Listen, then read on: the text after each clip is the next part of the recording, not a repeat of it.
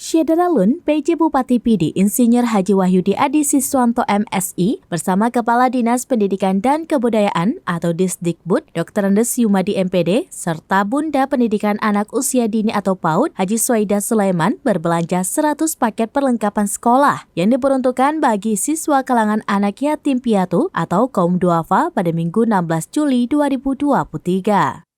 Seluruh paket sekolah yang dibelanjakan itu diserahkan secara langsung kepada 100 siswa tingkat SD dan SMP dari 10 kecamatan untuk dipergunakan dalam rangkaian kampanye Ayo Bersekolah Kembali menjalani pendidikan pada tahun ajaran baru 2023-2024 yang dimulai pada Senin 17 Juli 2023.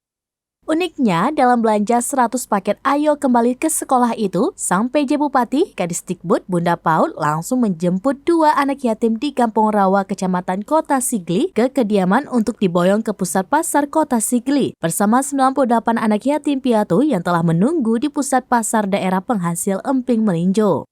PJ Bupati PD Insinyur Wahyudi Adi Siswanto MSI menyebut belanja 100 paket anak sekolah kalangan anak yatim piatu ini merupakan bagian kepedulian pemerintah kabupaten atau PMK PD bersama Disdikbud serta Bunda PAUD dalam meringankan beban hidup para orang tua atau wali siswa.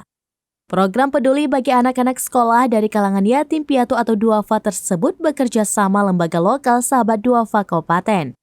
Ke-100 siswa SD, SMP, dan SMA itu direkrut oleh Sahabat Duafa dari 10 kecamatan sehingga fokus penyaluran lebih tepat sasaran.